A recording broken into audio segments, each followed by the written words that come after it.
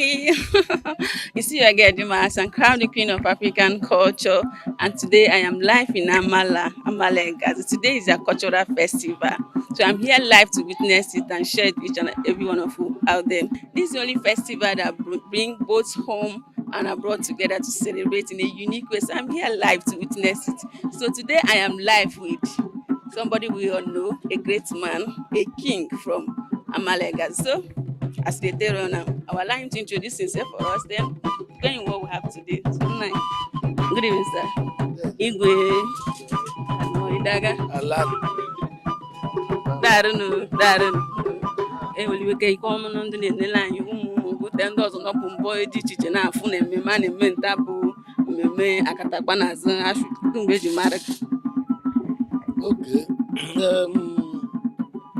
I'm Big Bay Patrick Eze, known as Igwe Waziri.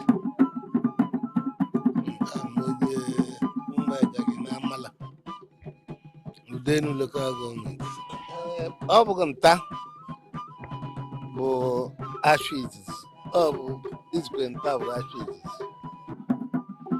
That day, na anyị lere n'ime ashọ, ya kpọrọ abụ na katakpana na mmanụ.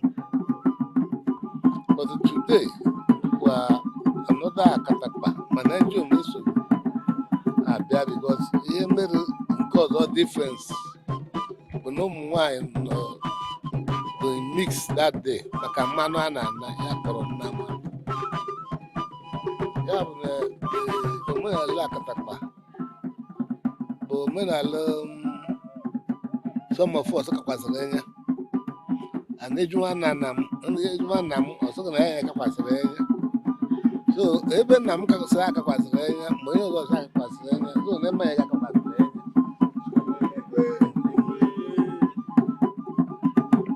Abịa n'ihe gbasara omenala na-asị gị ọnwa esa naanị iri egba ya bụ ọnwa esa. Gịnị nwere ike ọ na gbasara ọnwa esa na-abịa n'Igbo Amala Band? Ọnwa asaa dịka m si egwu akatara m anya jekwesị ọnwa asaa.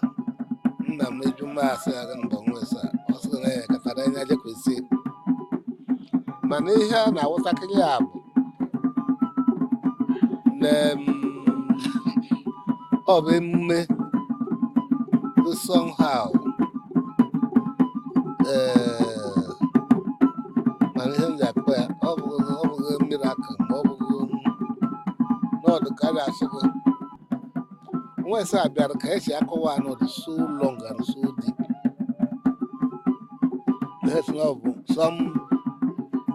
this Ezugwu ọ na-abịa abụọ bụ think yes day for yesterday, yes ka yesterday bụrụ ọkwa ejere ọgọ mkpọrọ Nsụka lele bịara live from Obollo-Afor ọbụ ha na Ezugwu ịbịa yesterday na ịfụwa ụzọ mmiri azọ ya. Then the story bụrụ that na has na that Ezugwu bịara those days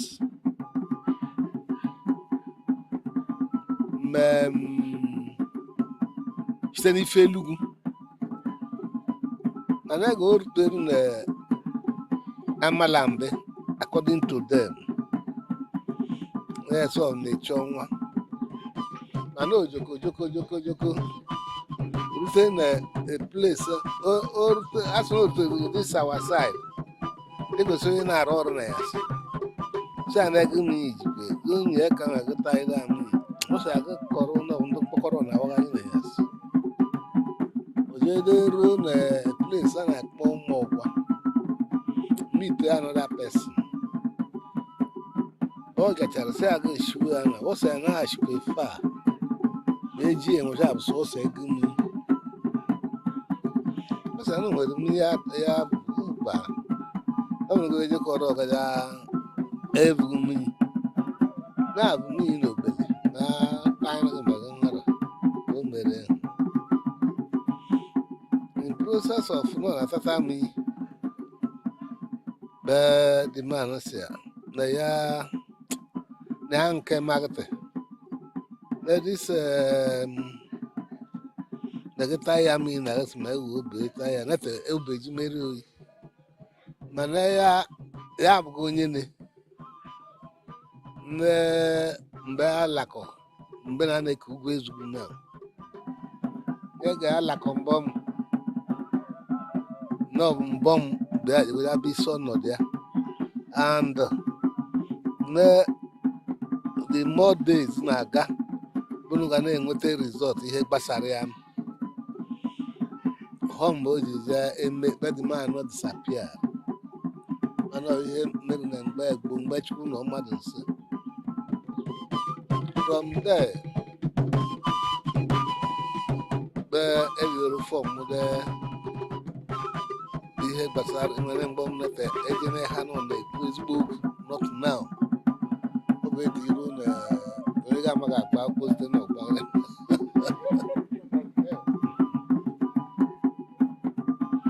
so I think now ya bụ the thing si ya ebidote anyị mana obidotezuru boshwerize the whole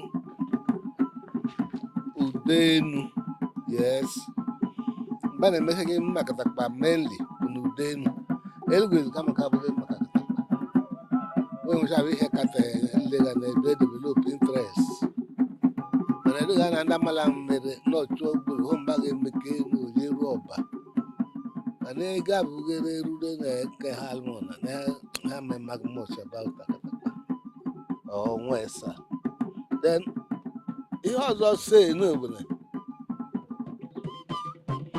dị ọnwa esa ha na-ejigo mee amakụ mgbe na-anabata mgbe na-asụ nne nna ha na-enye ekele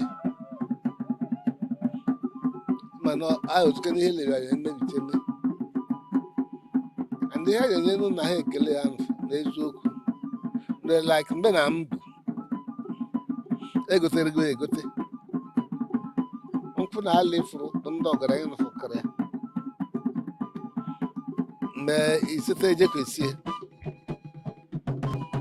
ga na-ayọ ndị ọgaranya nụfumere na ọ bụ ihe dị njọ adịghị nọọsụ ihe pụtara ihe ebido nta ọga na aka eru tenta na ọ bụ ihe nwere ike ịchụsa achụsa again in life.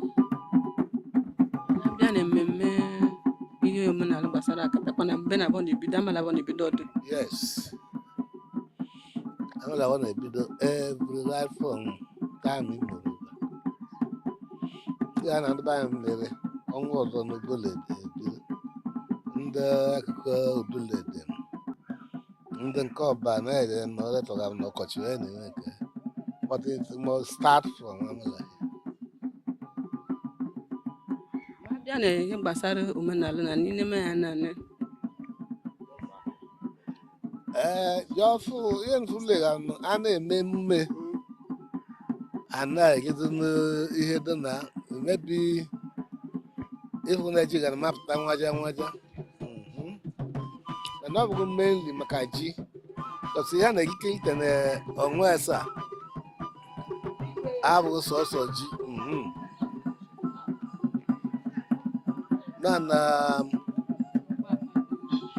so many things ihe niile. abịa na ihe gbasara ya bụ mmemme na ineme ya na ọ bụ mmemme na-ejikọta mmadụ ọnụ a na-emekarị mata inenwe ndị ga-anagalata na ịkọwa na ndị na-esolite ndị gbasara ya bụ omenala iji ejikọta mmadụ ọnụ ibi na ụmụ Chinwecha ha mara ihe gbasara akatakpa iru na-eke nwecha adụmtaga ya develop them in such a way na ya bịa gwuo teba na gba kanopi ndị ama m agala m eke today so they are improving because na ha mara ihe na-eme ahụghị ihe ọjọọ ma ihe kwesịrị aja emume ha nọ gịnị bụ ị nwere ike ịgwa ndị na-esolite gwute ndị ga-ama ji mkpata ele bịa na-akụzikwu ndị na-esolite gwute gbasara omenala ele gịnị nwere ịgwa ha gbasara ya bụ omenala iji ejikọta onwe ha mana ọ bụ gị ihe ọjọọ bụ ihe nwere ike ịgwa ya bụ na nkụdobe ndị anyị na-azụ nkụdobe enwe na-enye na-enwe nri ndị anyị kwesịrị iche atenshọn n'ihe gbasara omenala bikọz anyị abụghị ndị ọcha ụka a na-eje tradishọn nke ndị ọcha